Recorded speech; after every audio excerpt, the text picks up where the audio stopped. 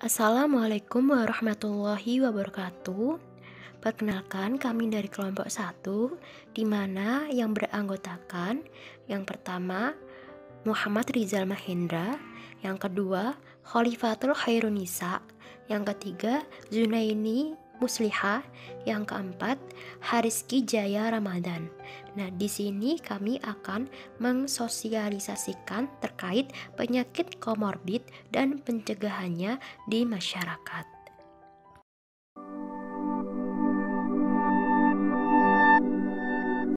Assalamualaikum warahmatullahi wabarakatuh. Perkenalkan, nama saya Muhammad Rizal Mahendra dari Akademi Analis Kesehatan di Imam Sunan Gresik. Pada kesempatan kali ini saya akan menjelaskan tentang penyakit komorbid.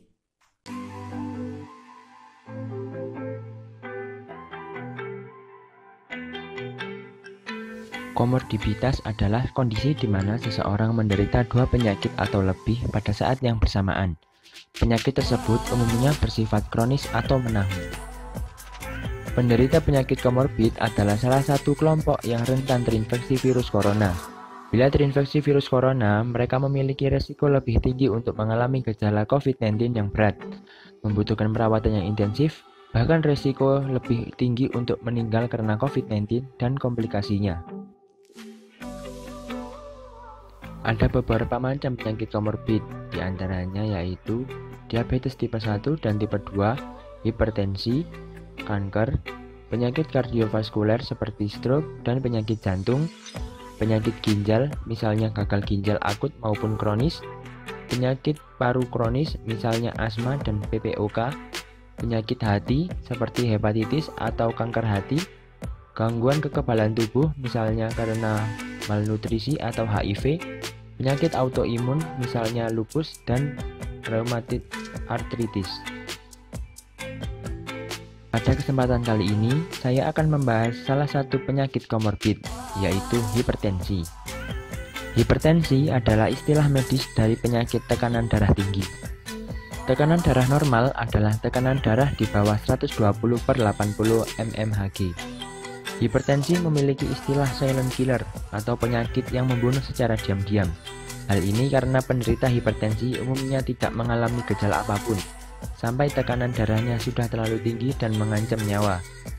Oleh sebab itu, penting untuk rutin memeriksakan tekanan darah, baik secara mandiri atau dengan datang ke dokter.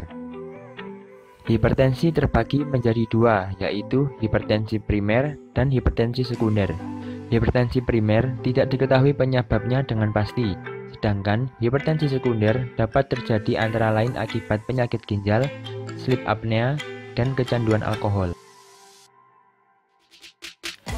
Gejala-gejala penyakit hipertensi diantaranya yaitu sakit kepala, lemas, masalah penglihatan, nyeri dada, sesak napas, aritmia, dan adanya darah dalam urin.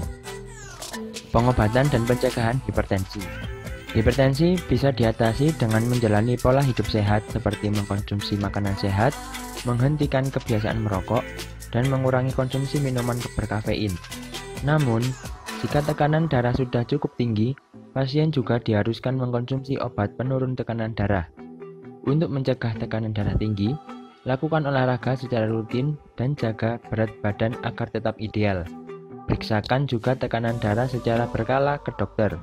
Terlebih jika Anda memiliki faktor yang dapat meningkatkan risiko hipertensi.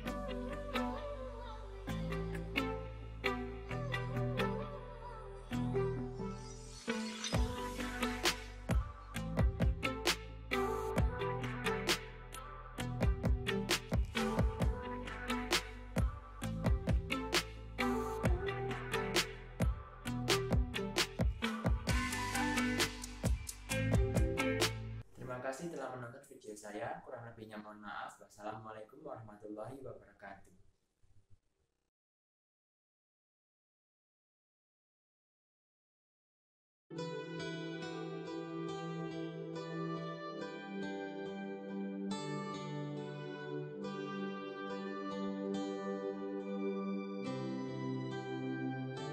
Assalamualaikum warahmatullahi wabarakatuh. Perkenalkan, nama saya Khalifatul Heruisa. Di sini saya dari AAK dari Mausada Gresik hendak memberikan pengarahan dan penjelasan kepada masyarakat mengenai bahaya penyakit komorbid, terutama pada diabetes mellitus dan upaya pencegahannya di masa pandemi COVID-19. Apa sih penyakit komorbid itu? Penyakit komorbid adalah di mana seseorang menderita dua penyakit atau lebih pada saat yang bersamaan. Penyakit tersebut umumnya bersifat kronis atau menahun. Kombinasi penyakit komorbid bisa beragam, seperti penyakit fisik, gangguan mental, atau kombinasi keduanya. Misalnya, penderita diabetes bisa sekaligus menderita tekanan darah tinggi. Penyakit komorbid dan kaitannya dengan COVID-19. Penderita penyakit komorbid apabila terinfeksi virus COVID-19, mereka memiliki resiko lebih tinggi untuk mengalami gejala COVID-19 yang berat hingga mengancam kematian. Hal tersebut bisa terjadi karena orang dengan penyakit komorbid memiliki sistem kekebalan tubuh yang lebih lemah daripada orang tanpa penyakit komorbid. Oleh sebab itu, tubuh penderita penyakit komorbid akan lebih sulit melawan infeksi virus COVID-19. Adapun macam-macam penyakit komorbid, yakni diabetes tipe 1 dan tipe 2, hipertensi, kanker, penyakit kardiovaskuler, misalnya stroke dan penyakit jantung, penyakit ginjal, misalkan ginjal akut maupun kronis, ada penyakit paru kronis, misalnya asma, penyakit hati, misalnya hepatitis atau kanker hati, demensia, gangguan kekebalan tubuh, misalnya karena malnutrisi atau HIV, dan ada penyakit autoimun, misalnya lupus dan reumatit artritis. Di antara berbagai penyakit komorbid tersebut, kami akan mengulas lebih detail mengenai diabetes mellitus. Karena penyakit diabetes mellitus merupakan penyakit dengan angka tertinggi kematian di Desa Randu Agung. Apa itu diabetes mellitus? Diabetes adalah penyakit kronis yang ditandai dengan tingginya kadar glukosa dalam darah. Glukosa yang menumpuk di dalam darah akibat tidak diserap sel tubuh dengan baik dapat menimbulkan berbagai gangguan organ tubuh. Kadar gula dalam darah dikendalikan oleh hormon insulin yang diproduksi oleh pankreas. Pada penderita diabetes, pankreas tidak mampu memproduksi insulin sesuai kebutuhan tubuh. Tanpa insulin, sel-sel tubuh tidak dapat menyerap dan mengolah glukosa menjadi energi. Adapun bahaya yang ditimbulkan dari komplikasi penyakit diabetes mellitus, yakni yang pertama ada retinopati atau kerusakan mata, dapat mengalami kebutaan. Yang kedua ada penyakit kardiovaskuler, yakni mengalami stroke atau serangan jantung. Yang ketiga ada gangguan pendengaran, yang dimana ia mengalami tuli atau tidak bisa mendengar suara. Yang keempat ada penyakit Alzheimer, yakni penyakit kepikunan. Yang kelima ada penyakit kulit, yakni mengalami kerusakan pada kulit yang diakibatkan oleh bakteri atau jamur. Yang keenam ada nefropati atau kerusakan ginjal, yang dimana mengalami gangguan pada organ ginjal. Yang ketujuh ada kerusakan pada kaki atau tangan akibat luka yang dibiarkan. Dan yang terakhir ada kerusakan pada saraf, yakni mengalami kesemutan dari ujung jari hingga ke seluruh tubuh. Adapun jenis-jenis diabetes. Yang pertama, diabetes tipe 1 terjadi karena sistem kekebalan tubuh penderita menyerang dan menghancurkan sel-sel pankreas yang memproduksi insulin. Hal ini mengakibatkan peningkatan kadar glukosa darah sehingga terjadi kerusakan pada organ-organ tubuh. Diabetes tipe 1 dikenal juga dengan diabetes autoimun yang dipengaruhi oleh faktor genetik dan lingkungan.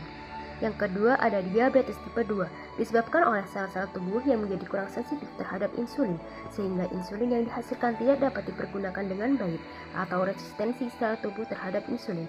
Sekitar 90-9% penderita diabetes di dunia menderita diabetes tipe ini. Yang ketiga ada diabetes gestasional. Jenis diabetes ini khusus pada ibu hamil yang disebabkan oleh perubahan hormon dan gula darah akan kembali normal setelah ibu hamil menjalani persalinan. Gejala diabetes ditandai dengan seringnya merasa haus, sering buang air kecil terutama di malam hari, sering merasa sangat lapar, turunnya berat badan tanpa sebab yang jelas, dan berkurangnya massa otot, terdapat keton dalam urin, lemas, pandangan kabur, luka yang sulit sembuh, dan sering mengalami infeksi misalnya pada gusi, kulit, vagina, atau saluran kemih. Adapun faktor risiko pada diabetes tipe 1, yang pertama memiliki keluarga dengan riwayat diabetes tipe 1, yang kedua menderita infeksi virus, yang ketiga berpergian ke daerah yang jauh dari khatulistiwa atau ekuator, yang keempat ada diabetes tipe 1 banyak terjadi pada usia 4-7 tahun dan 10-14 tahun, walaupun diabetes tipe 1 dapat muncul pada usia berapapun.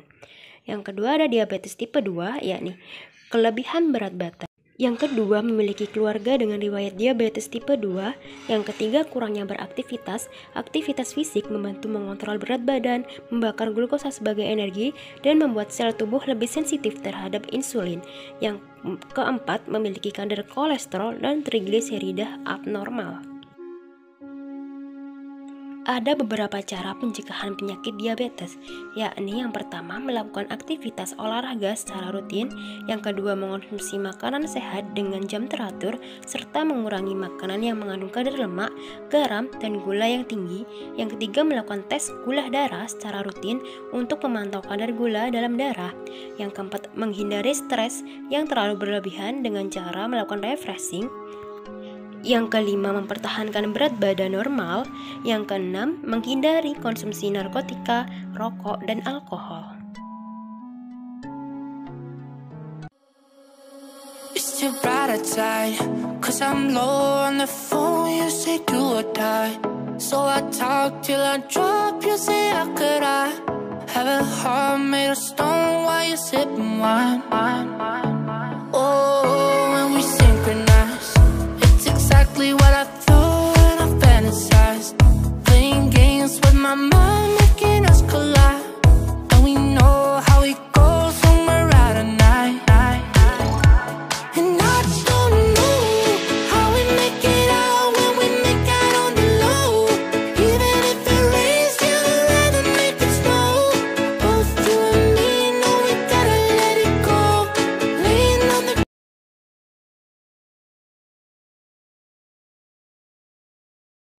Assalamualaikum warahmatullahi wabarakatuh.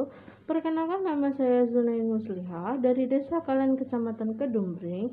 Saya mahasiswa dari Akademi Analis Kesehatan 5 Husada Gresik.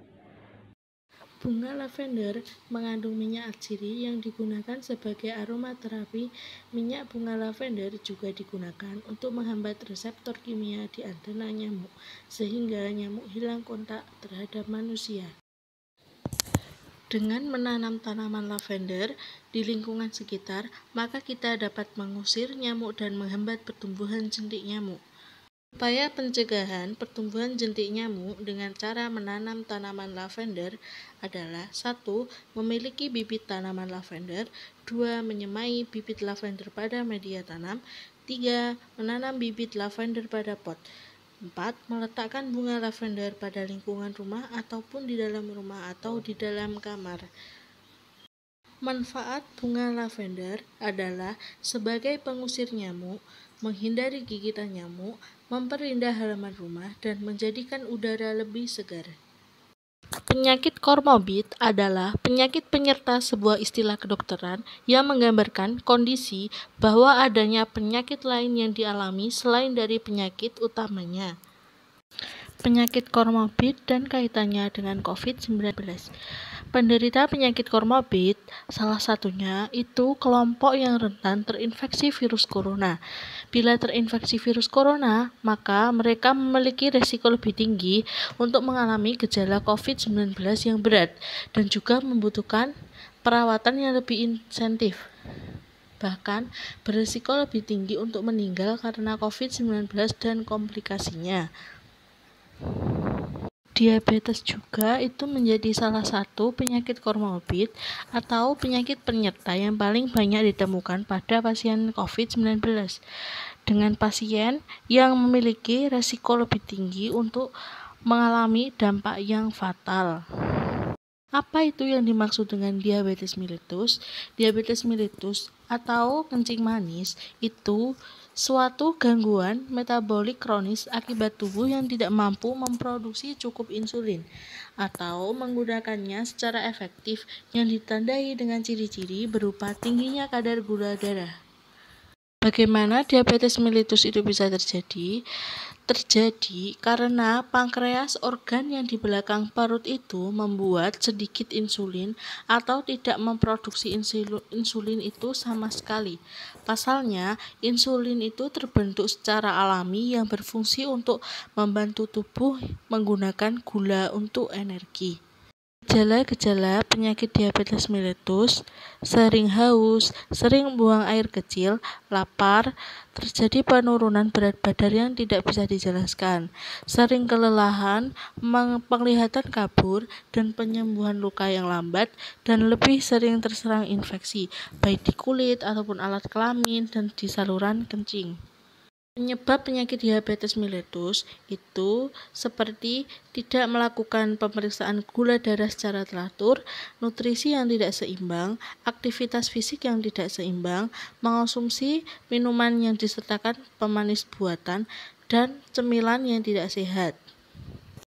Cara mencegah penyakit diabetes mellitus itu dengan gaya hidup sehat yang seperti menerapkan pola makan sehat, bergizi dan seimbang, membatasi konsumsi makanan dan minuman yang tinggi gula, serta memperbanyak konsumsi sayuran dan buah-buahan, melakukan olahraga secara rutin, menjaga berat badan ideal dengan mengonsumsi makanan sehat dan berolahraga rutin, mengelola stres dengan baik untuk membantu hormon tetap seimbang dan tidak melampiaskan stres dengan makan yang berlebihan, melakukan pemeriksaan gula darah secara rutin, menghindari kebiasaan merokok dan mengonsumsi minuman beralkohol atau bersoda, tidur dengan cukup setidaknya 7 jam setiap hari.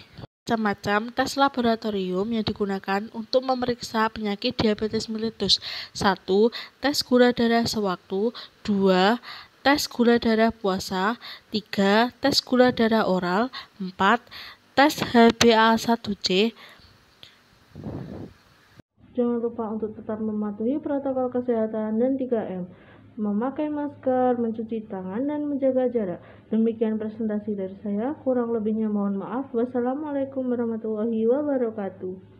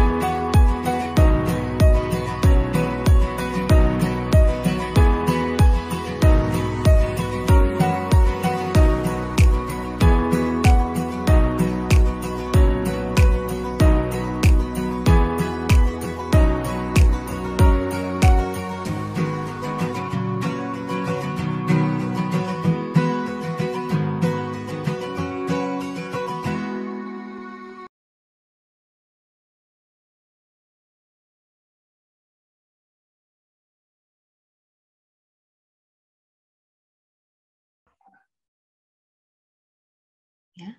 Assalamualaikum warahmatullahi wabarakatuh. Waalaikumsalam warahmatullahi wabarakatuh. Ya, selamat pagi anak-anak mahasiswa AAK Delima Husada Gresik semester 4 kelompok 1 yang akan melaksanakan program pembelajaran kesehatan masyarakat secara mandiri di desa masing-masing. Alhamdulillahirabbil alamin, pada pagi hari ini kita bisa berkumpul walaupun secara virtual dalam rangka saya akan mengadakan penyuluhan kepada kalian terkait dengan indikasi penyakit komorbid dalam hubungannya dengan penyerta dari COVID-19 di masa pandemi COVID-19 seperti hari ini. Baik anak-anak, seperti yang saya sampaikan bahwa kita memiliki 2 program. Program utama yaitu penanaman dan gerakan bunga lavender, dan program yang kedua adalah penyakit penyerta atau komorbid, ya, itu sebagai penyulit dari COVID-19 disease atau virus SARS-CoV-2. Baik anak-anak, sebelum saya share screen untuk materi ini, Bu Vita sampaikan, Bu Vita berpesan kalian selalu menjaga protokol kesehatan, kalian tetap menjaga protokol kesehatan dimanapun kalian berada, dimanapun kita berada, karena COVID-19 dengan berbagai varian yang sudah kita ketahui bersama ini, ya. Dan di sini di Indonesia sudah menyebar varian-varian baru. Nah, itu perlu kita waspadai. Tetap menjaga kesehatan karena Anda adalah calon-calon ATLM, yaitu ahli teknologi laboratorium medik. Di mana ke depannya nanti Anda akan mengaplikasikan ilmu yang disampaikan di kampus itu kepada masyarakat. Nah, ilmu kepada masyarakat. Baik, saya share screen dulu untuk materinya.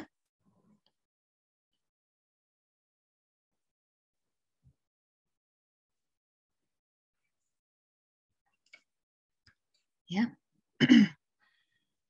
Pencegahan penyakit komorbid dalam era pandemi COVID-19. Ya, ini sebenarnya sudah marak sekali bahwa penyakit komorbid ini sebagai penyulit. Artinya bagaimana penyulit itu? Penyulit itu memperberat dari efek atau gejala. Nah, ternyata ada beberapa penelitian akhir-akhir ini COVID-19 atau virus SARS-CoV-2 ini virus yang pandai. Di samping karena dia merupakan salah satu virus RNA, salah satu virus RNA. Nah, jadi Bu Vita berharap kalian di samping memberikan, di samping menerima pelajaran dari kampus, ya, juga mengikuti webinar-webinar, mengikuti YouTube, mengikuti hal-hal yang lain terkait dengan pembelajaran. Bahwa pembelajaran itu tidak hanya diterima di kampus, ya, tidak hanya diterima di kampus. Baik, ya. Untuk PPKM, sebentar saya, ya. Untuk PPKM itu yang pertama, Anda harus melakukan perizinan yang seperti Bu Vita sampaikan kemarin hari Kamis, ya. Kemudian survei lokasi. Nah, survei lokasi ini ada beberapa hal yang perlu kalian lakukan. Ini sebagai alternatif. Yang pertama adalah survei lokasi di tempat masing-masing, ya. Di tempat masing-masing. Survei lokasi di tempat masing-masing. Nah, di tempat masing-masing itu, misalkan di RT, ya, bisa di RT, di tetangga, atau yang kedua adalah dengan di RW, terkait dengan penyakit komorbid, ya, dan terkait dengan penyakit komorbid dan program utama kita. Otomatis harus ada surat perizinan, paling tidak kula nuwun dengan perangkat desa setempat. Ya, RT di perangkat bawah, ya, kemudian RW dan Pak Lurah. Syukur-syukur kalian ada kenalan di perangkat desa di kelurahan atau desa. Ya, kemudian survei lokasi itu bisa bekerja sama atau ditanyakan kepada puskesmas yang terkait. Ya, di desa misalkan Anda di desa A gitu. Apakah di desa A itu ada, jadi puskesmas punya data, ada orang yang memiliki penyakit komorbid. Nah, apa saja penyakit komorbid nanti ada di slide selanjutnya. Ya, kemudian ya jadi kalau puskesmas misalkan ya ada program misalkan terkait misalkan membantu vaksinasi dan lain sebagainya, ya, apakah diperkenankan Bu? Nah, saya diperkenankan Bu, apakah seperti itu? Mohon bantuan misalkan. Nah, itu semua tergantung dari kalian ya. Semua tergantung kalau kalian misalkan dirasa bahwa badan kita sehat dan hati kita srek ya, dan hati kita srek untuk membantu sebagai katakanlah sebagai asisten di puskesmas dalam membantu proses vaksinasi dan lain sebagainya, kalau minta bantuan silahkan. Tapi kalau misalkan Anda ragu-ragu, otomatis misalkan orang tua tidak mengizinkan, ya, orang terutama harus izin kepada orang tua atau keluarga. Orang tua tidak mengizinkan, ya saya tidak memperkenankan. Tapi kalau orang tua mengizinkan, ya, saya tidak menyarankan. Tapi boleh, silahkan. Tapi tidak mengharuskan, ya, tergantung dari tubuh kalian safety atau tidak. Yang terpenting protokol kesehatan. Ada 5M, ya, jaga masker dan lain-lain. Itu Anda sudah familiar dengan hal seperti itu, ya. Seorang peneliti dari Universitas Airlangga ya, Profesor Nidom, 5M itu sebenarnya masker, dan masker. Nah, itu. Nah, sekarang sudah marak bagaimana penggunaan alat APD yang baik dan benar. Ya. Anda juga harus tahu sebagai seorang calon ATLM, mahasiswa kesehatan, bagaimana cara menggunakan masker yang benar, yang memang safety untuk kita. Ya, safety untuk kita. Nah, yang pertama, kalau saya tidak menyarankan jangan hanya menggunakan masker kain saja, tapi gunakanlah masker medis dilapisi dengan masker kain, ya. Kemudian atau masker medis dengan masker non medis.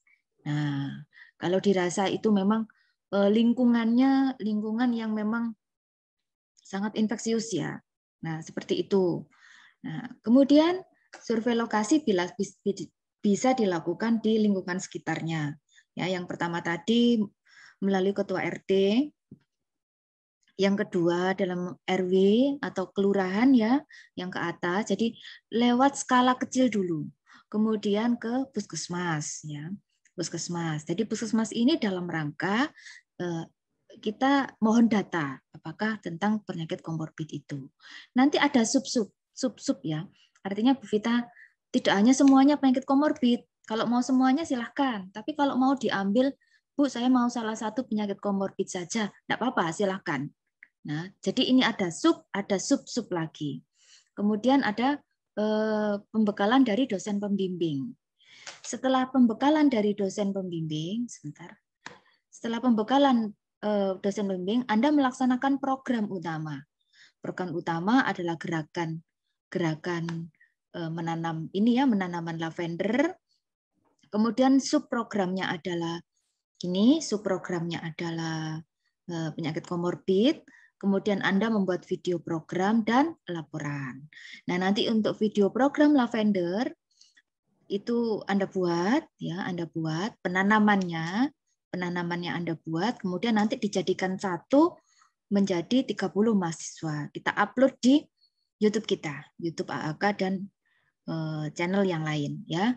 Itu untuk video program. Pertanyaannya, Bu, apakah saya harus membuat video program untuk subprogram? Ya, jadi membuat video program adalah 2 kali ya. Baik, saya lanjutkan.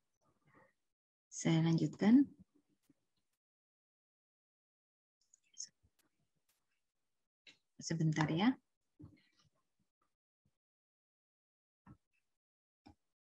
Ya. Subprogram yaitu penyakit komorbid. Penyakit komorbid itu apa sih? berasal dari kata-kata komorbiditas, yaitu kondisi di mana seseorang menderita dua penyakit atau lebih pada saat yang bersamaan. Nah, ini bisa bersifat menaun atau kronis. Ya, menaun atau kronis. Ini umumnya seperti itu. Nah, kemudian penyakit komorbid apa kaitannya dengan COVID-19 itu? Ya, COVID-19 apa kaitannya? Nah, ini kaitannya seperti ini. Nah, karena penyakit komorbid adalah salah satu kelompok yang rentan terinfeksi virus corona. Rentan sekali. Bila terinfeksi, resikonya lebih tinggi mengalami gejala, jadi sebagai pemberat. Membutuhkan perawatan yang intensif, resikonya lebih tinggi untuk meninggal. Komplikasi, walaupun tidak menutup kemungkinan yang lain. Nah, Bu, pertanyaannya, Bu, apakah komorbid mesti meninggal? Tidak. Semuanya adalah tergantung yang di atas ya. Ya. Tergantung yang di atas, tergantung safety kita juga. Ya, mudah-mudahan tidak ada seperti itu. Kadang-kala seperti ini. Meninggalnya itu bukan karena COVID, tapi karena penyakitnya. Nah, COVID adalah pemberatnya. Ini seperti virus HIV. Sebenarnya jadi kekebalan menjadi menurun, imunitas jadi menurun. Akhirnya semua penyakit masuk semuanya. Nah, kalau si COVID ini dia sudah memiliki misalkan ya DM ya, karena metabolisme di dalam tubuhnya sudah tidak berfungsi dengan sempurna lagi. Kemudian masuk virus. Nah, akhirnya kadangkala ada beberapa obat-obatan yang seharusnya dikonsumsi oleh si pasien. Nah, itu kadangkala ada beberapa obat-obatan yang dikurangi. Nah, kemudian ini kondisi di dalam tubuh juga sangat menurun sekali. Ya, itu. Orang yang memiliki penyakit komorbid memiliki sistem kekebalan tubuh yang lebih lemah. Jangan salahkan virusnya. Ya. Terus bagaimana Bu caranya kita mencegah? Nah, ini nanti ada lagi. Ya, semuanya bisa dilaksanakan. Asal kita tertib, asal kita disiplin, ya. Ini yang perlu kita sosialisasikan kepada tetangga kita, kepada masyarakat, keluarga, ya. Anda sebagai calon nakes ya. Kalau sudah masuk ke dalam tenaga laboratorium kesehatan, otomatis ya sudah sesuai dengan kompetensinya, sesuai dengan profesinya yang profesional ya, kompeten Anda di bidang itu dilaksanakan. Ya. Orang yang memiliki penyakit komorbid, sistem kekebalan tubuhnya itu lebih lemah. Penderita penyakit komorbid juga mungkin mengalami komplikasi dan kerusakan organ yang lain. Nah, jadi kayak merembet ke yang lain. Nah, ini nanti ada pencegahannya supaya itu tidak menjadikan suatu keparahan. Ya. Ya, penyakit yang bisa menyebabkan komorbid ada beberapa macam. Diabetes tipe 1 dan tipe 2.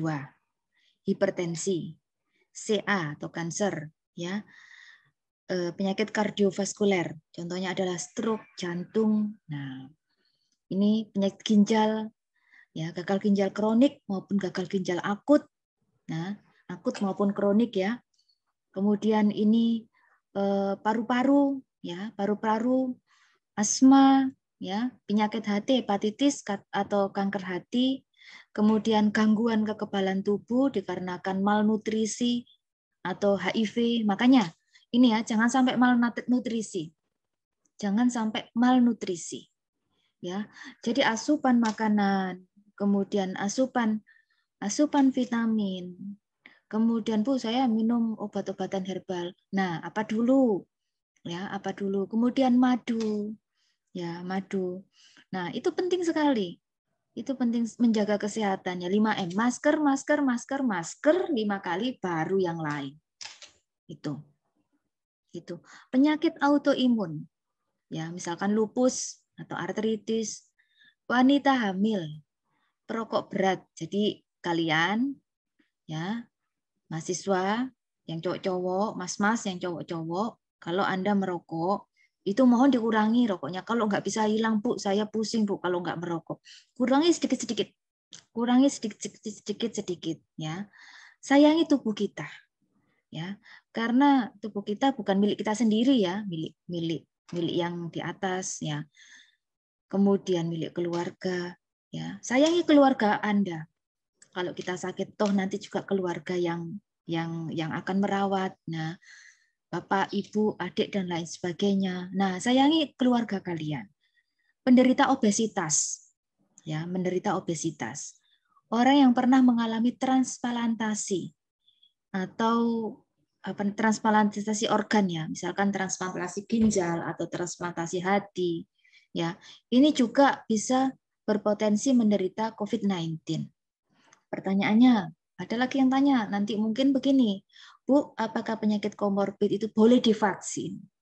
Boleh, asalkan dengan rekomendasi dokter setempat. Nah, ada catatan. Dan yang vaksin pun nanti akan tahu catatan dari dokter atau surat pengantar dari dokter bahwa si penyakit, ada beberapa penyakit tertentu yang diderita komorbid itu boleh divaksin. Namun dengan rekomendasi dan pengawasan dari dokter, tidak semuanya. Ya, dan tingkat keparahan pun kalau sudah pemberatnya sudah terlalu parah begitu ya. Nah, itu karena vaksin itu memasukkan sesuatu ke dalam tubuh juga. Nah, memasukkan sesuatu hal yang di dalam tubuh. Jangan sampai ketika divaksin, nah ada kontraindikasi dan lain sebagainya. Maka sebelum divaksin pasti akan ditanya, ya pasti akan ditanya. Pernah memiliki penyakit ini, 1 minggu pernah menderita flu dan lain sebagainya. Ya, kalau ada komorbid pasti ada surat rekomendasi dan pengawasan dari pengantar dari dokter. Itu wajib. Nah, cara mencegah bagaimana? Cara mencegah penyakit infeksi COVID-19 pada penyakit komorbid, sering memantau kondisi tubuh, kontrol secara rutin ke dokter. Ya, ini pengendalian yang paling bagus. Jadi tujuannya apa? Untuk mencegah komplikasi yang lain-lain. Mengatur pola hidup sehat, mengatur pola makan sesuai dengan kondisinya. 5M wajib, masker, jaga jarak baru, cuci tangan, hindari kerumunan, hindari mobilitas. Nah, itu baru 4 yang lain. Yang kelima yang lain sebenarnya 9 ya. Masker, baru 4 yang lain, 9M. Itu kalau saya sarankan. Ya. Itu kalau saya sarankan. Orang dengan komorbid juga dihimbau menghindari kerumunan. Olahraga rutin ya. Ya, jalan-jalan pagi. Kemudian, nah ini menghindari juga bagaimana? Berjemur. Penelitian itu menyebutkan bahwa vitamin D3 itu sangat bagus sebagai penangkal berbagai macam mikrobial yang patogen. Virus juga. Ya. Nah, itu bisa salah satunya didapat dari sinar matahari. Nah, jam berapa kita, Bu? Jam berapa kita sinar matahari itu bagus untuk sebagai vitamin D? Sekitar jam 10 sampai jam 11. Sinar vitamin D mengandung 3 macam cahaya. Ya, cahaya UVA, cahaya UVB, dan cahaya UVC. Ya, UVA ini tidak memacu pembentukan vitamin D di dalam tubuh kita. Itu sinar UVA itu pagi, jam 8, jam 9 itu pagi. Nah, UVB tapi UVA ini tidak menyebabkan iritasi pada kulit. Ya, iritasi pada kulit. UVB ya, karena panjang gelombangnya UVA itu rendah. Panjang gelombangnya panjang, frekuensinya rendah. Yang kedua, UVB. Frekuensinya lebih besar, panjang gelombangnya lebih rendah. Ini yang bisa memacu pembentukan vitamin D pada tubuh kita.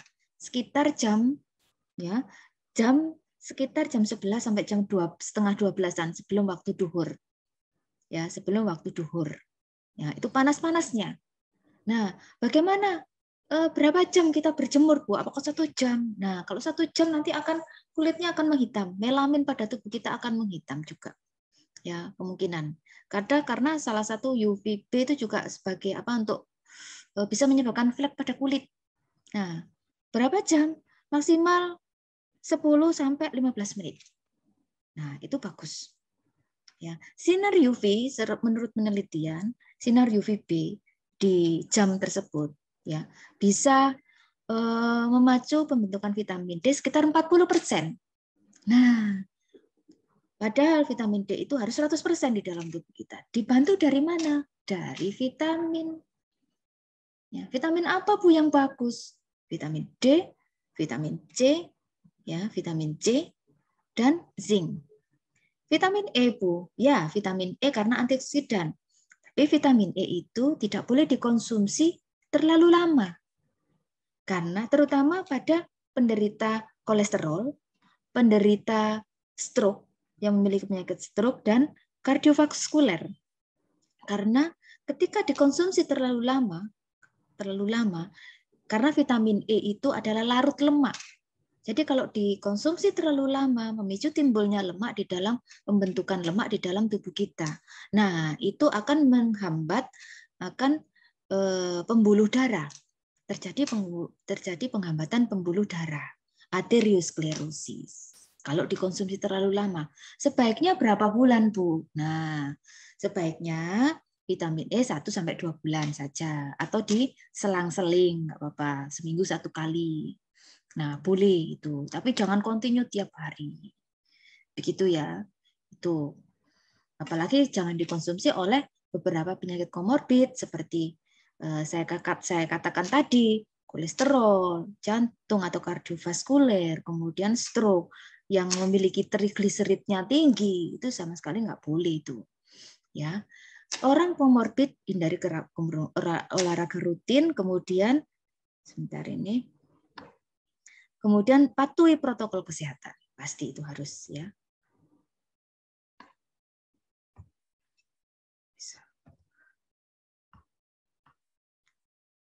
Ya, pelaksanaan program survei lokasi yang tadi saya sampaikan ke puskesmas, mohon informasi tentang penyakit komorbid, kemudian lakukan sosialisasi ke warga. Sosialisasi saya katakan tidak harus langsung.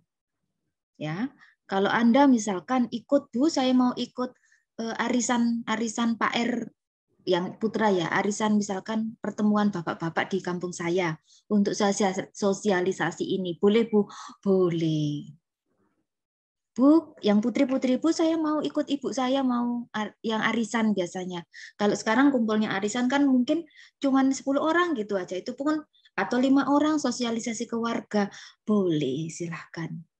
Ya, atau secara daring boleh. Ya, secara daring bagaimana? Ya, menggunakan Google Meet. Kalau tetangga-tetangganya ini ya, tetangga-tetangganya menghendaki atau memperbolehkan atau berkenan boleh. Ikut arisan Bapak Ibu-ibu atau warga PKK di kelurahan setempat boleh. Ya, dibuat leafletnya dibuat ya. Kemudian jangan lupa sosialisasi gerakan penanaman lavender. Jangan lupa pada saat menanam, warga menanam, Anda videokan atau foto-foto ya. Dokumentasi berupa foto kegiatan, video program, dan program individu. Nah, sudah selesai untuk ini ya, untuk penyuluhan Bu Vita ke kalian. Ini sudah saya stop. Baik, ada yang ditanyakan? Silakan. Oliva belum gabung ya? Ada yang ditanyakan? Silakan.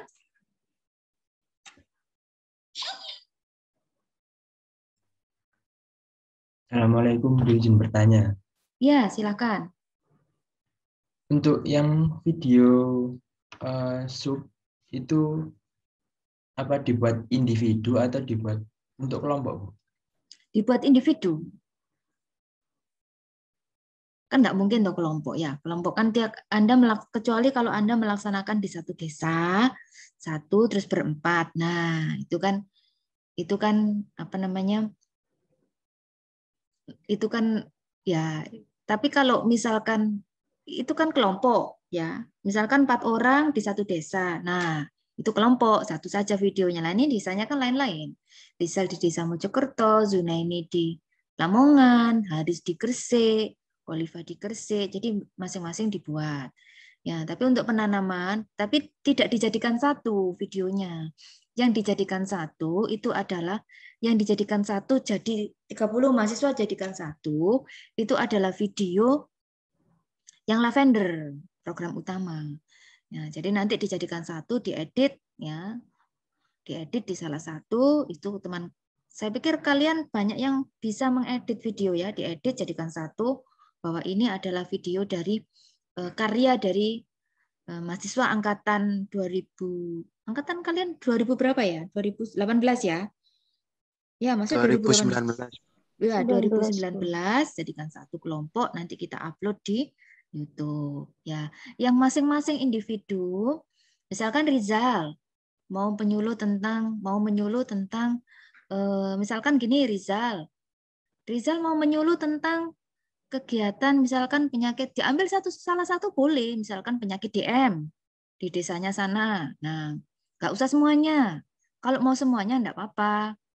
Bu, saya mau DM sama kolesterol, boleh, silakan. Angka kejadian di sana yang paling banyak yang mana? Nah, yang paling banyak yang mana? Itu ya. Yang paling banyak yang mana? Bu, saya mau kolesterol aja, boleh. Atau mau kardiovaskuler, jantung, boleh. Atau hipertensi atau gagal ginjal, boleh. Nah, itu yang saya sampaikan tadi, topik-topiknya saya sampaikan tadi, itu kalian share, nanti saya share ya itu ya beberapa penyakit, nanti saya share di grup, nanti dipilih 1 boleh, 2 boleh, 3 boleh, tergantung dari kondisi lingkungan masyarakatnya. Makanya yang tahu kondisi masyarakat itu kan puskesmas setempat, survei, kalian survei lokasi. Nah, ya seperti itu ya. Kalau misalkan Bu saya ikut pemeriksaan di puskesmas karena analis kan pemeriksaan misalkan pemeriksaan DM Bu, dengan menggunakan stick biasanya puskesmas seperti itu ya, di puskesmas boleh silakan ya, tapi harus ingat ya, karena Anda kontak dengan pasien ya, misalkan kontak dengan pasien atau lihat di puskesmas boleh, lihat saja juga boleh pemeriksaan ya, bantu di situ boleh, tapi harus ingat ya, izin orang tua diperbolehkan atau tidak ya. Jangan sampai itu nanti akan menyebabkan kalian kontak ya, kontaminasi, kontam. Artinya kalian harus sehat pada saat melaksanakan itu, harus memastikan diri kita sehat ya, memastikan diri kita sehat dan yakin izin orang tua atau keluarga diperbolehkan atau tidak, misalkan ikut pemeriksaan DM, ikut pemeriksaan, Bu saya ikut pemeriksaan di lab ya Bu, di puskesmas, boleh silahkan. 1 minggu Bu, saya diajak untuk pemeriksaan di lab, boleh silahkan. Asal itu tadi, izin orang tua. Kalau orang tuanya tidak mengizinkan, Bu Vita tidak mengizinkan juga. Kalau orang tuanya mengizinkan, silahkan. Dan Anda yakin, silahkan. Karena TLM, jadi nanti tahu, misalkan Rizal, saya ambil penyakit DM Bu, karena angka kejadian di sini banyak, boleh silakan. Misalkan Zuna ini juga DM, boleh silakan, disilakan. Kan kadangkala angka kejadian di desa satu dengan di desa lain itu kan sama ya. Tapi jangan niru temannya, ya, jangan copy paste dengan temannya, ya. Topik sama enggak apa-apa. Angka kejadian penderita diabetes mellitus di desanya Rizal, dan hubungannya dengan COVID-19. Nah, di situ misalkan Rizal mau kan di sini banyak yang penyakit DM. Nah, Bu, diperbolehkan enggak misalkan ikut pemeriksaan gula darah. Kalau diperbolehkan monggo silakan, enggak apa-apa. Nah, setelah itu sudah dapat apa namanya survei baik dari puskesmas maupun warga maupun Pak RT begitu. Kalau Pak RT status kesehatan masyarakatnya tidak ada deh. Yang tahu itu adalah pihak puskesmas. Ya, puskesmas atau bidan desa biasanya. Bindes. Nah, Anda ke Bu Bidan. Biasanya yang tahu karena atau mantri, Pak Mantri. Nah, ya. Kelompok kecil-kecil dari puskesmas itu, bidan desa. Kalau puskesmas kan kecamatan ya. Nah, ini desa. Desa itu ada kelompok kesehatan desa atau bindes. Nah, Anda di situ boleh. Anda ke situ. Nah, setelah itu sudah dapat data, baru Anda menyatakan penyuluhan, mengadakan sosialisasi ke izin Pak RT dulu. Pak, saya ini ada tugas dari kampus untuk mengadakan penyuluhan ke satu RT. Nggak harus satu kelurahan. Satu RT-mu aja dalam skala kecil. Boleh silakan Mas. Nah, boleh silakan Mas. Nah, di situ kalian menyuluh tentang tadi yang pertama adalah tentang program. Kita punya program utama. Program utama adalah penanaman lavender. Manfaatnya ini nih, Pak. Manfaatnya ini. Nah, kemudian yang kedua adalah tentang penyakit komorbid dalam rangkaiannya dengan sebagai pemberat dari COVID-19. Apa yang harus dicegah? Ya, apa yang harus dicegah? Apa yang harus dilakukan? Ya, itu ya. Kemudian, nah pada saat Anda melakukan penyuluhan, pada saat Anda di puskesmas mungkin ya, pokoknya melaksanakan kegiatan program itu di video. Di video bisa minta tolong saudaranya memvideo. Nanti kan bisa diedit. Pada saat Anda ke Pak RT, ya, pada saat Anda melakukan penyuluhan ke bapak-bapak atau ke ibu-ibu atau ke puskesmas, itu di video. Jangan lupa di video. Nanti kan bisa dirangkai. Nah, pada saat Anda nanam atau menyerahkan bunga lavender itu ke bawah ini karya dari Akademi Mausada, mahasiswa yang bernama Rizal ke Pak RT setempat atau ke kelurahan. Nah, sebagai simbolisme penanaman lavender, manfaatnya untuk penyakit DBD. Penyakit DBD itu juga bisa loh sebagai pemberat. Kadang karena soalnya begini, tifus juga ya. Angka kejadian misalkan tifus, boleh silakan. Itu juga bisa karena kadangkala indikasinya itu hampir sama, gejalanya hampir sama, panas, batuk. Nah, batuk. Cuman COVID-19 ini kadangkala penyakit yang ini ya, apa namanya? Dia kayak kamuflase, kayak bunglon. Ya kayak flu, ya kayak penyakit DBD ada panasnya. Kadang ada diare, kayak tifus juga diare. Nah, flu berat. Nah, seperti itu. Ya, Rizal sudah paham apa yang disampaikan Bu Vita? Ya Bu, sudah Bu. Ada yang ditanyakan lagi? Silakan. Atau Itu, Bu, nanti kalau nggak apa-apa ya. Ini Bu Vita fast respon. Itu jam 8 pagi sampai jam 5 sore. Ya, sampai jam 5 sore. Kalau mau WA di grup di atas itu silakan. Ya, tapi mungkin membalasnya Bu Vita ya pada saat slow respon. Jadi di atas jam 5 sore kalian kalau mau WA silakan langsung di grup aja. Silakan. Kalau misalkan ada urgensi silakan WA di grup. Nah, tapi itu slow respon. Artinya saya membalas mungkin agak lama slow respon. Itu di atas jam 5 sore. Ya. Kalau kalian mau ada perlu silakan. Apa saja kesulitannya silakan sampaikan di grup karena nanti kesulitan Anda mungkin temannya juga mengalami seperti itu. Nah, jadi biar Bu Vita tahu kesulitan kalian di sana itu bagaimana. Jangan segan-segan menyampaikan. Ya, jangan segan-segan menyampaikan. Itu. Dari Rizal, dari Zunaini dan Haris, apa ada yang ditanyakan atau kurang jelas? Bu, saya mau bertanya. Ya.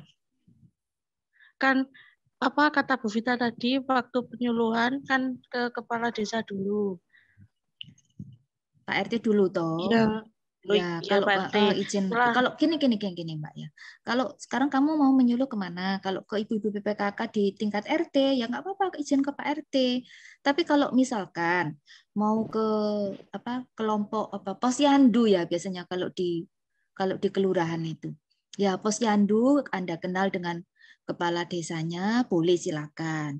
Jadi saya tidak mengharuskan harus ke kepala desa, tidak ke Pak RT atau Pak RW dalam skala RT RW karena ini sekarang PPKM dan kondisi seperti ini ya Nak ya. Jadi saya membebaskan. Kalian mau nyuluh langsung ke desa boleh. Langsung ke kepala desa.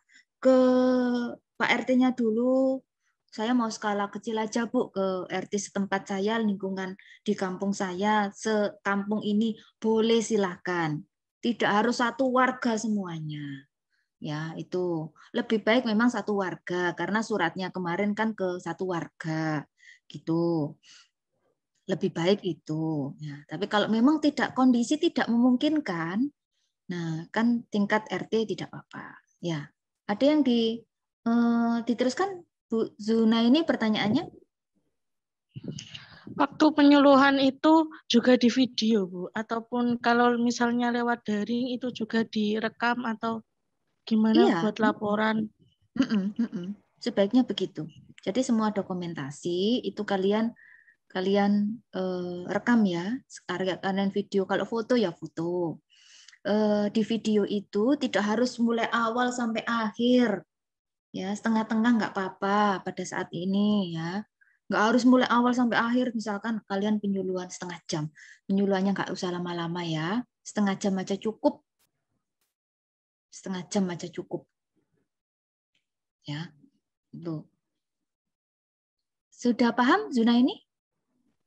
Sampun, Bu. Ya, jadi anak-anak, nah kalian mau ke kepala desa malah lebih baik. Saya kenal Bu sama kepala desanya baik ini saya mau menyuluh ke ini. Boleh silahkan. Tapi kalau mau Bu saya mau skala RW saja nih silahkan. Ya, silahkan. Ya, Haris ada yang ditanyakan? Kenapa kok Bu, qualify ini loh? saya izin bertanya, Bu. Iya, silahkan. Bu, untuk mulai penanaman tanaman lavender itu kapan gitu? Penanaman lavender itu coba timelinenya itu dilihat. Ini minggu pertama ya? Oh, udah dicatat. Iya, kan itu ada timelinenya. Coba dibaca itu timelinenya. Sudah Maksudnya tanggalnya gitu loh, Bu. Hari Kenapa? apa gitu? Kenapa? Maksudnya itu tanggal berapa, hari apa gitu, Bu? Lah ya, kan kamu lihat kamu sudah dibagi timelinenya nggak? Daftarnya enggak sama Bu Maswa? Sudah, Bu. Nah, sudah. Jadi minggu pertama itu apa dulu? Terus kemudian gerakan Oke. menanam itu minggu keberapa? Kan begitu. Ya. Oke. Coba saya bukanya dulu timelinenya. Timelinenya saya bukakan dulu. Sebentar saya carikan. Kan kemarin sudah sosialisasi toh? Sebentar ya. Nah, ini ada timelinenya. Timeline juga di pedoman juga ada. Nah, ini ada yang biru, yang ini kan ya. Nah, ini kan ya, sudah dapat ini ya, di pedoman ada. Nah, ini yang biru itu. Nah, ini dosen Iya, dan Bu. mahasiswa, kemudian video topik. Nah, sosialisasi dosen membimbing ke mahasiswa tanggal 3. Kemudian mempersiapkan tanaman lavender ini nomor 4 ada. Yang ini tanggal 6, 7. Tanggal 6 ini harus Anda siapkan dulu. 6, 7, 8, 9, 10, 11, 12, 13. Itu mulai persiapan hingga penanaman atau kita sepakat saja. Anda persiapan hari ini kan hari ini tanggal 6 ya. Hari ini tanggal 6.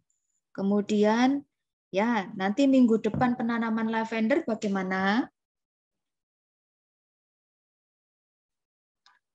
Bisa?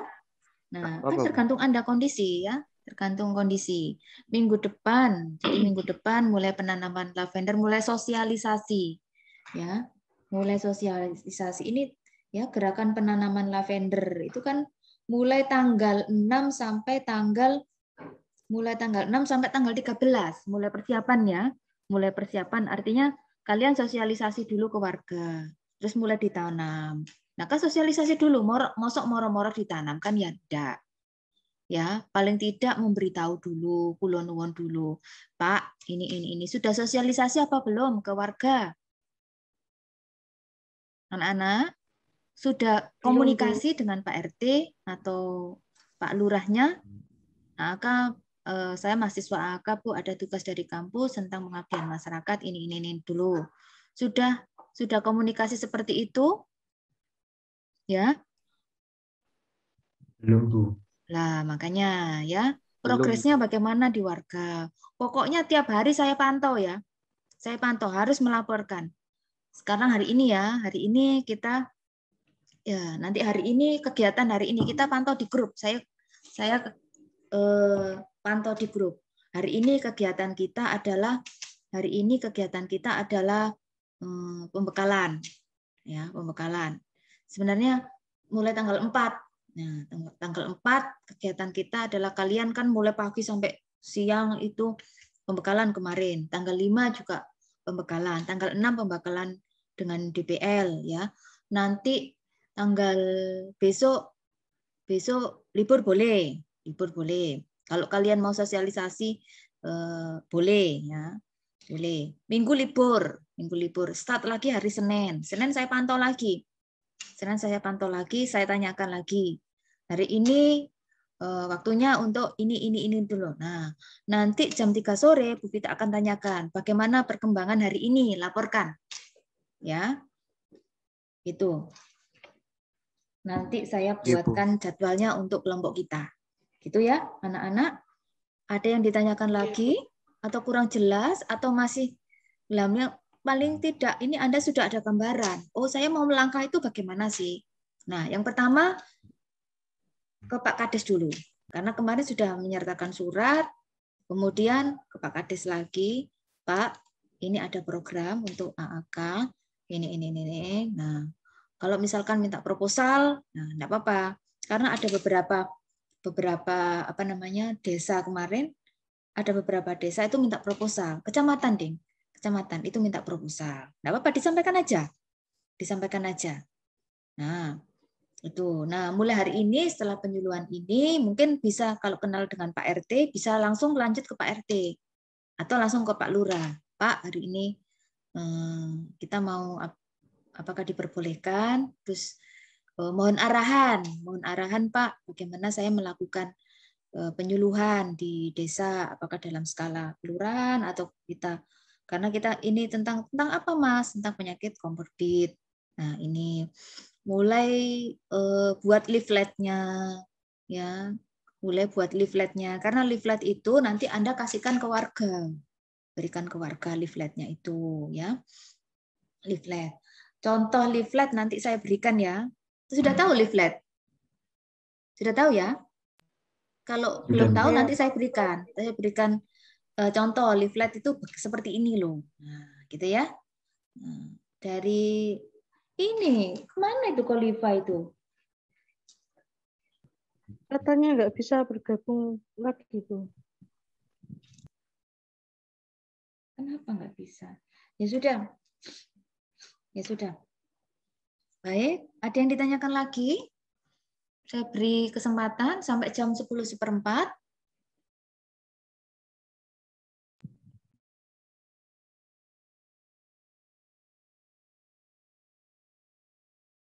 Paham ya tentang lavender? Gini loh, lavender itu pestisida, Nak.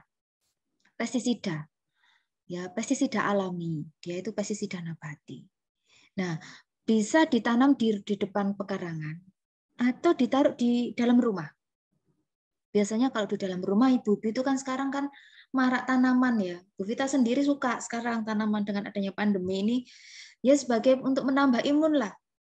Ya, ada lavender. Nah, itu ditaruh di pot bagus mungkin ya. Kalau ibu-ibu atau mahasiswa-mahasiswi itu kan yang suka keindahan di pot bagus, taruh dalam rumah. Nah, itu akan menyebarkan bau bunganya. Bunganya menyebarkan bau. Bau itu yang tidak disukai oleh ditangkap sama si antena oleh nyamuk Aedes itu, dia tidak mau mendekat. Makanya sebenarnya lavender ini lebih efektif dibuat minyak, disuling, dibuat minyak gosok. Nah, sekarang marak sekali minyak bunga lavender itu dibuat apa namanya, campuran minyak kayu putih, minyak gosok. Nah, efektivitasnya juga sangat bagus sekali. Jadi adik-adik bayi, nah minyak telon bayi yang mungkin kulitnya masih iritasi ya, sangat mudah sekali iritasi atau rentan, itu dikasih lavender biar nggak kegigit nyamuk. Kemudian banyak juga untuk perusahaan kosmetik itu digunakan untuk ini loh, hand body. Nah, hand body ini juga sebagai antiseptik. Lavender juga bisa digunakan sebagai antiseptik. Antiseptik alami ya, antiseptik alami. Bisa Bu sebagai hand sanitizer alami, bisa. Bisa. Tapi pelarutnya bukan air. Pelarutnya ya minyaknya yang disuling. Karena hand sanitizer kan bahan dasarnya alkohol. Bisa buat hand sanitizer, bisa. Serai ya. Yang sebagai pestisida alami sebenarnya bukan hanya lavender. Serai bisa, minyak akar wangi, ya yang menimbulkan bau itu loh. Terus kemudian gandapura, eukaliptus, ya itu salah satunya beberapa macam. Cuman yang apa namanya, yang lagi ini ya, yang terkenal itu kan lavender karena bunganya cantik. Ya, coba kalian survei. Ada enggak sudah survei tempat bunga lavender? Itu kemarin ada teman kalian yang survei, enggak tahu di mana. Saya ada info dari Puskesmaswa, satu pot itu 10.000. Ada survei itu. Oh ya, nanti kalau apa namanya kaosnya sudah jadi, yang di daerah Gresik ya, di daerah Gresik itu yang di daerah Gresik itu ambil ya. Ya, pada saat penanaman bunga lavender Anda pakai kaos BKMD. Anda pakai kaos BKMD. Jadi biar sama gitu ya. Iya, Bu. Nanti yang di daerah Gresik diambil aja ke kampus ya. Yang di luar Gresik, nanti kita kirim.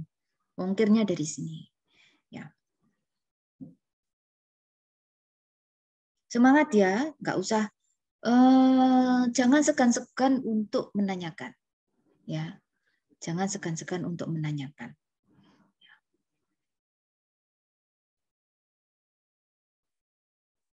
Ada yang ditanyakan lagi? Boten, Bu. Tidak ada yang ditanyakan lagi. Baik ya, anak-anak, untuk hari ini mungkin saya cukupkan penyuluhan dari Bu Vita.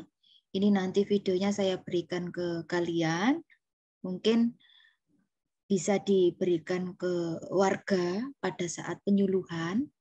Ya, pada saat penyuluhan. Kalau misalkan dirasa misalkan ini kurang cukup. Nah, nanti saya berikan pengantar lagi. Bu, kurang Bu videonya. Nanti kita bisa bertemu lagi di lain hari. Kan bisa gantian. Nggak harus lewat Zoom juga. Kan bisa lebih baik sih lewat Zoom. Ya, Zoom itu bisa direkod. Ya, bisa direkodnya bagus kalau recordnya bagus kalau Zoom. Di samping dengan Google Meet. Kalau Google Meet itu nggak seberapa videonya nggak seberapa. Kalau kita merekod itu videonya nggak seberapa bagus. Nah, kalau misalkan kita mau bertemu lagi, kemudian Bu saya minta videonya untuk penyuluhan bunga lavender, boleh silakan. Nanti begini, saya berikan penyuluhan tentang bunga lavender, ya. Kemudian videonya saya berikan ke kalian. Nah, bisa diberikan ke warga. Videonya dari Bu Vita itu yang disebarkan ke warga bersama dengan kalian. Ya, misalkan nggak pede lah, Bu, saya nggak pede, Bu. Nah, nggak apa-apa, nanti videonya saya berikan. Ya, tapi dokumentasi kalian melaksanakan PPKM itu harus ada. ya ke warga atau ini. Nah, kan itu lebih mudah. Ini ada video dari dosen saya. Nah, gitu ya. Kapan-kapan kita akan mengadakan pertemuan seperti ini lagi. Karena kemarin kan saya belum sempat nge-record ya untuk penyuluhan bunga lavender. Yang kemarin itu loh, saya belum sempat nge-record. Nah, mungkin nanti kapan-kapan saya record kembali untuk pertemuan kita hari ini, kita janjian. Terus kemudian videonya saya berikan ke kalian. Ini loh nak, silakan diberikan pada saat kalian penyuluhan. Nah, itu saya bantu untuk memberikan penyuluhan ke warga.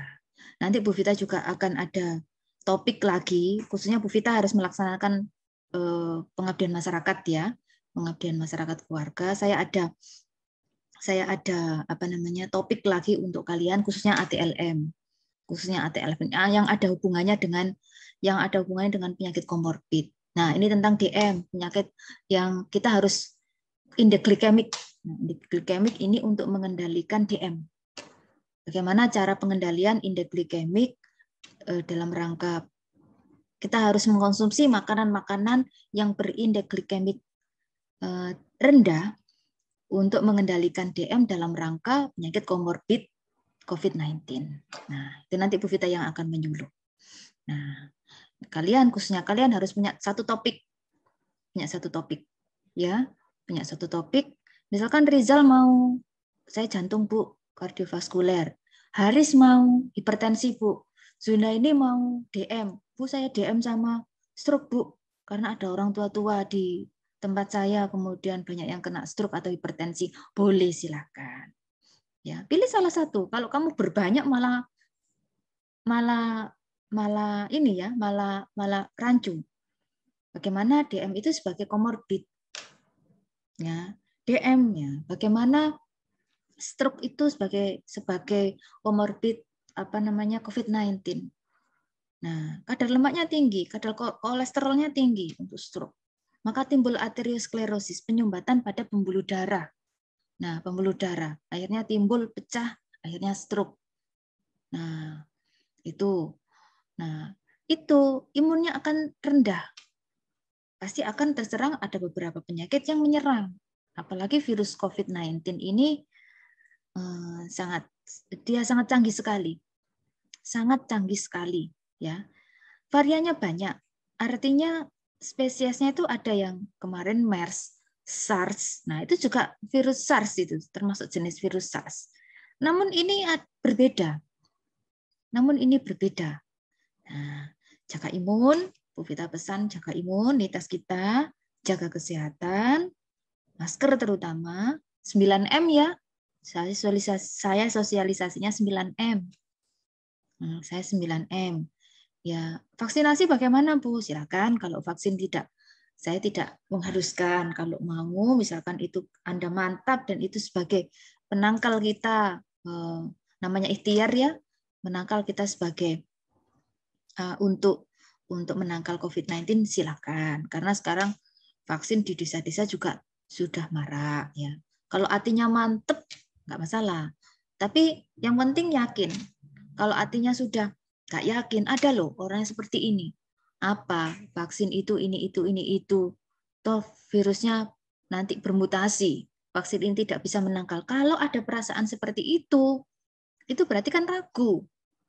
Ya, itu berarti ragu dengan adanya ini. Ya sudah, nggak usah. Kalau Anda ragu, tapi kalau Anda yakin, saya bismillahirrahmanirrahim, nawaitu, ya, demi Allah, saya melaksanakan ini untuk diri saya sendiri, untuk kesehatan keluarga, karena kalau saya sakit, keluarga saya juga ikut repot, juga ikut merasakan. Ya, mudah-mudahan dengan ikhtiar ini saya ini bisa menyehatkan masyarakat, kita bisa keluar dari pandemi ini. Kita nggak tahu kapan, tidak ada yang bisa memastikan. Mudah namanya orang berikhtiar itu banyak macam. Ya, banyak macam ya. Sekarang kan sudah banyak ini itu tentang vaksinasi dan lain sebagainya. Banyak macam. Ikhtiar banyak. Vaksin macamnya juga banyak. Jangan pakai vaksin itu, nanti ini itu. Nah, kalau ada orang seperti itu, variannya loh bermutasi, virus bermutasi begini begitu. Nah, itu berarti orang kalau seperti itu memberikan pengaruh buruk pada masyarakat. Ya, masyarakat dibuat gaduh, dibuat tidak percaya, ya, dibuat tidak percaya. Kita sebagai nakes, kita sebagai orang yang beriman, sebagai orang yang beragama yakin, ikhtiar itu wajib. Apapun, entah itu vaksin, entah itu olahraga, entah itu berjemur, makan makanan yang sehat, nutrisi yang apa namanya? Nutrisi yang bagus, itu namanya ikhtiar. Itu namanya ikhtiar. Ya, jangan jadi orang yang takabur juga, ya. Itu namanya ikhtiar. Yang kelima adalah berdoa. Semoga kita semua dilindungi bersama keluarga, ya, dan seluruh mahasiswa Akademi Mausada Gresik semuanya sehat, keluarga besar Akademi Mausada Gresik semuanya sehat. Itu saja sih harapan saya seperti itu, dan Anda juga melakukan ini dengan lancar. Kalau ada yang ditanyakan, ada kesulitan, Bu Vita siap membantu, ya, karena Bu Vita juga harus melaksanakan kegiatan pengabdian masyarakat ini. Ya, gitu ya, Nak. Kalau tidak ada yang ditanyakan, mungkin cukup sekian pembekalan dari saya, ya. Sehat selalu untuk kalian. Saya akhiri. Wabillahi taufiq wal hidayah. Wassalamualaikum warahmatullahi wabarakatuh. Selamat pagi. Assalamualaikum warahmatullahi wabarakatuh. Ya, semoga sukses. Selamat menjalankan PPKM. Sehat selalu ya. Oke. Ya, baik. Terima kasih. Ya. Silakan live enggak Bapak?